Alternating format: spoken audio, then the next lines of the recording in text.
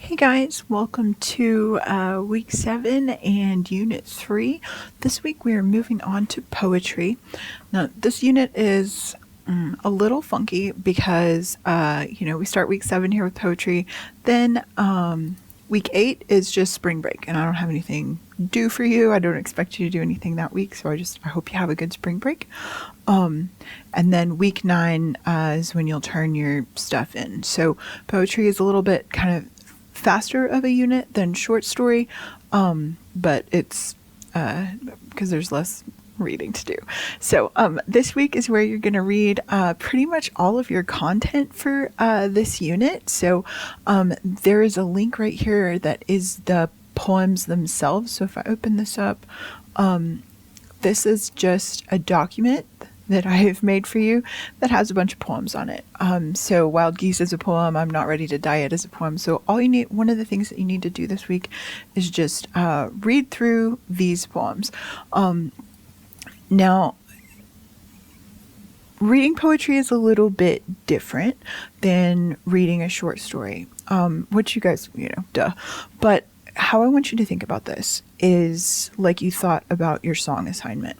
So we find it really easy to connect to songs and the lyrics in songs, even though a lot of times they're not super clear, like they're maybe descriptive or they're very emotive, but they're not like telling a very clear story all the time unless you're, I don't know, listening to some really good bluegrass or something. So approach this like you are reading a song. And in fact, poems used to just be songs. Now we have kind of split that into different things, but poetry is actually just an oral tradition that people would want to tell stories, like sitting around by a campfire or whatever at night.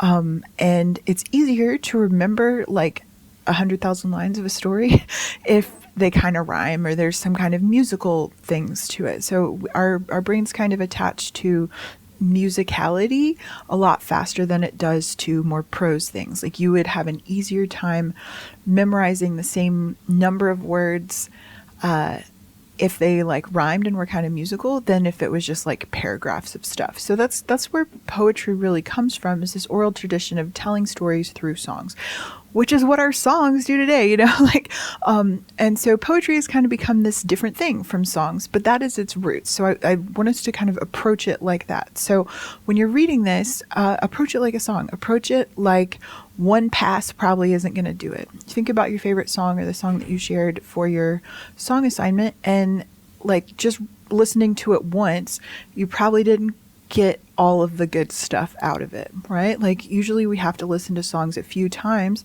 Like we might know we really like it, like it's, it's got a good beat or something stands out on the first listen, but you don't really take ownership or feel like it's your own or really fall in love with a song until you've heard it a few times generally. And poetry is the same way. So my advice to you is to read all of these poems 3 times. Is the first time you're just going on vibes. Like the first time is like the first time you listen to a song, you're just kind of like seeing what it sounds like and noticing if anything stands out to you. The second time is where you'd kind of try to get a little bit more familiar with it and look for your, any literary stuff that's going on from that literary toolbox stock. Poetry will have a lot of imagery, a lot of descriptions, a lot of comparisons.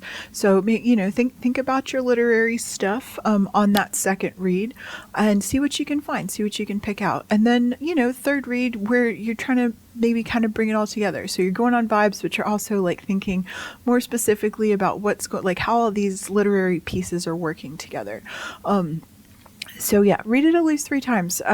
And it would probably help, or it helps me at least, because my tendency is to start skimming really, really early on and stuff. And poetry is not really this kind of thing you want to skim. Like nobody would like your favorite song if you shared it with them and they just like skimmed it, So one thing to do would be to read this aloud to yourself, which will also help you get like a better feel for how the line breaks and stuff work. It'll help you get a better feel for the rhythm, that kind of thing. So reading it aloud, especially if you're kind of struggling with it, is a really great way to do this.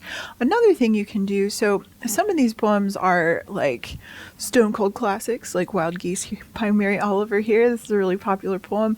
There's a lot of classics on here, but there's some other ones as well. One thing you can do also is listen to the poem. So something that poets do, like if you're going to be a poet and you're going to write poetry, something that they do that I always thought sounded just kind of atrocious is like travel around to different universities and bookstores and whatever, like as part of their book tour, and they actually like stand in front of people and read this aloud.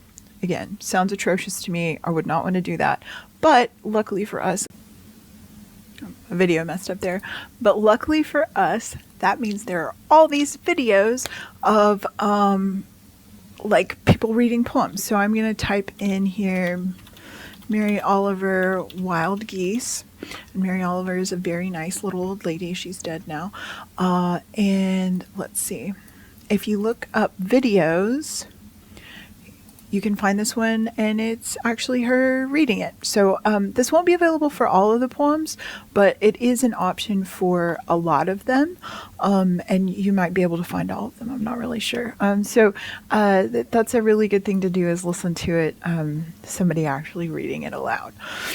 All right, so as you read through these, and I wouldn't maybe do it all at once, like I'd do a few and then do the rest some other time. Sometimes it can be difficult to read this many at once.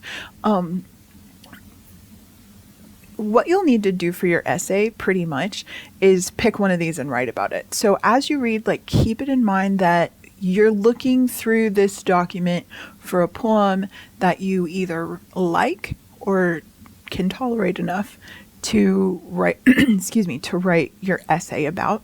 And your essay is going to be very similar to your short story essay, where you you have to do with like literary elements and stuff like that. So poems, literary elements that are in there, like I said a few minutes ago, is totally just a lot of imagery, a lot of metaphors and that kind of stuff. So look through it. Read through it this week. You don't have to really decide which poem you want to write about this week. You can also like see what people write on their discussion board and stuff. But yeah, so part of the assignment this week is to read all those poems. There's also a link here, kind of supplementary, that's how to, well, no, whatever. Well, if it doesn't work for you, then, whatever. How to read, what I've said so far is probably adequate. So there's a how to read poetry link.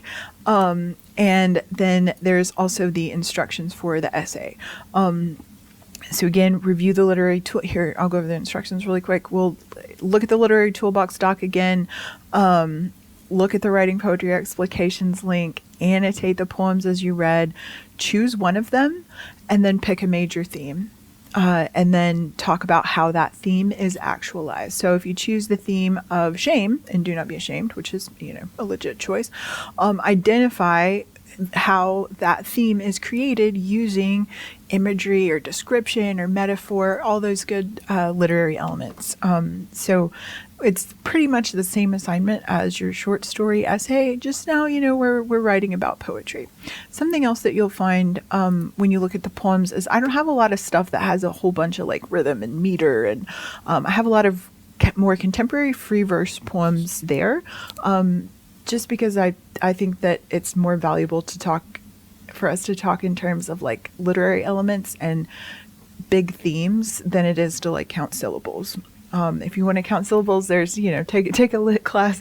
I mean, this is a lit class, but it just seems like too much for Comp 2. So I'm not going to try and weigh you down with a bunch of like nitpicky little poetry stuff. I honestly don't really like all that stuff. I really like poetry, but it's more about the word choice and imagery and metaphors and stuff. So that's and I find that stuff to be fun to talk about. So that's what you'll need to write about.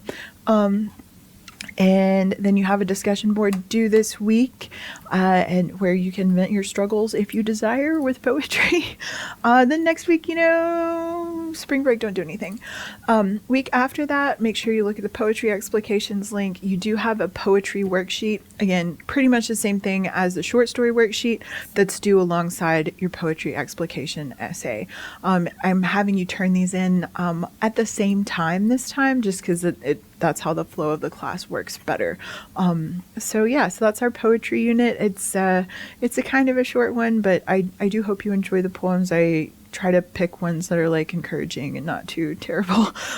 So that's our poetry unit. If you have any questions about it, shoot me a message, and I hope you guys have a great week.